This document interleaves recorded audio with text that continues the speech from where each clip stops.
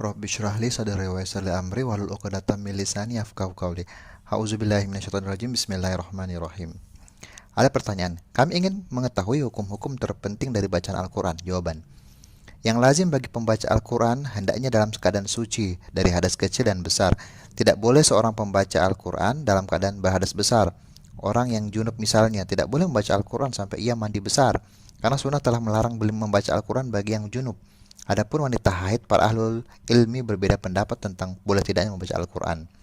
Ada dua pendapat dalam hal ini. Di antara mereka ada yang mengatakan bahwa wanita haid boleh membaca Al-Quran karena tidak ada larangan untuk dirinya dari sunnah yang sahih atau sarih jelas, maka hukum asalnya adalah bebas tanggung jawab dan bebas kewajiban, sebagaimana hukum asalnya adalah tidak ada larangan.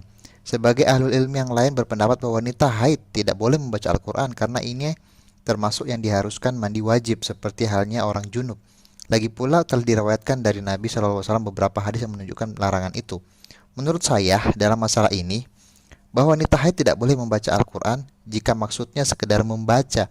Tapi jika maksud membacanya itu karena ada keperluan, misalnya karena takut lupa hafalannya, atau untuk diperdengarkan kepada anak-anaknya, siswi-siswinya, maka dalam hal ini boleh karena adanya keperluan.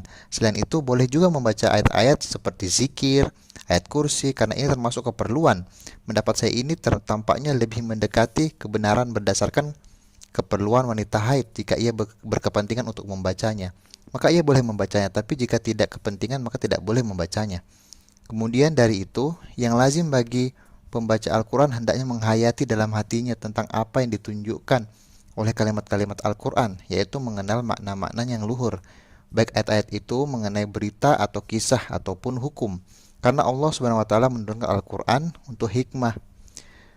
Ini adalah sebuah kitab yang kami turunkan kepadamu penuh dengan berkah supaya mereka memperhatikan ayat-ayatnya dan supaya mendapat pelajaran orang-orang yang mempunyai pikiran. Quran surat Shad ayat 29. Orang akan menemukan perbedaan yang besar ketika membaca Al-Quran sementara hatinya lengah dibanding ketika membaca disertai dengan hati yang khusyuk sambil menghayati apa yang diucapkan. Perbedaan besar ini akan ditemukan pada kondisi yang berbeda. Ia akan menemukan manfaat yang lebih besar jika membaca Al-Quran disertai dengan penghayatan dan pemikiran. Sebab bacaan seperti ini akan menanamkan dalam hatinya kekuatan iman dan percaya, juga kekuatan kepatuhan dan ketaatan terhadap hukum-hukum Allah. Kemudian mengenai bacaannya, selayaknya bacaannya itu bersifat tenang, tidak cepat hingga melewatkan sebagian hurufnya atau mengesampingkan sebagian kalimatnya. Bahkan seharusnya Al-Quran itu dibaca dengan cara perlahan-lahan. Boleh juga dibaca cepat, tapi dengan syarat tidak ada huruf yang terlewat atau mengidogamkan yang seharusnya tidak idegam atau lainnya. Kami juga ingin menjelaskan tentang hukum membaca Al-Quran untuk ruh orang yang sudah meninggal.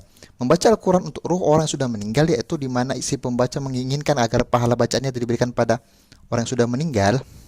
Mengenai hal ini para ulama berbeda pendapat.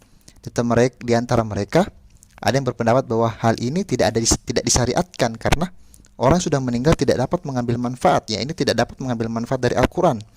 Yang lainnya berpendapat bahwa itu bisa bermanfaat, maka seseorang boleh membaca Al-Quran dengan niat bahwa bacaan itu dihadiahkan pahala untuk si fulan dan si fulana, baik itu kerabatnya ataupun bukan. Ini pendapat yang lebih kuat karena ada petunjuk tentang jenis ibadah yang boleh dialihkan pahalanya karena kepada orang yang sudah meninggal, sebagaimana disebutkan dalam hadis Sa'ad bin Ubadah ketika ia menyedekahkan kebunnya untuk ibunya, pahalanya untuk ibu. Juga sebagaimana yang disebutkan dalam kisah seorang laki-laki yang berkata kepada Nabi SAW, sesungguhnya ibuku mati mendadak.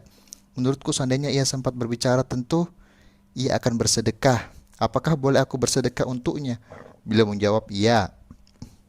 Ini ketetapan tertentu yang menunjukkan bahwa menghadiahkan pahala jenis ibadah kepada seseorang di antara kaum muslimin boleh.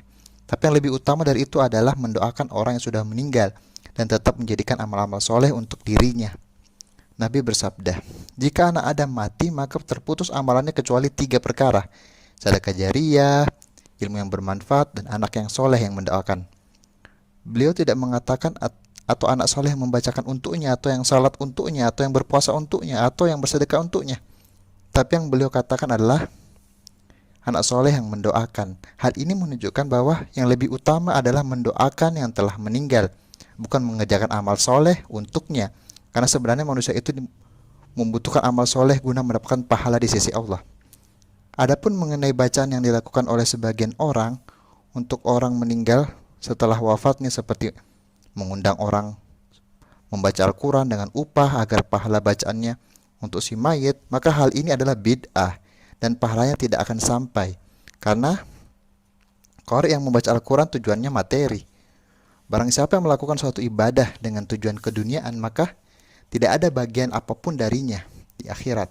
Barang siapa yang menghendaki kehidupan dunia dan perhiasannya, niscaya kami berikan kepada mereka balasan pekerjaan mereka di dunia dengan sempurna. Dan mereka di dunia tidak akan dirugikan. Itulah orang-orang yang tidak memperoleh akhirat, kecuali neraka, dan lenyaplah di akhirat itu apa yang telah mereka usahakan di dunia, dan sia-sialah apa yang mereka kerjakan. Quran Surat Hud ayat 15-16. Dalam kesempatan ini saya ingin menyampaikan nasihat kepada saudara-saudara yang biasa melakukan hal ini. Hendaknya mereka memelihara harta mereka untuk diri mereka dan untuk pewaris yang telah meninggal.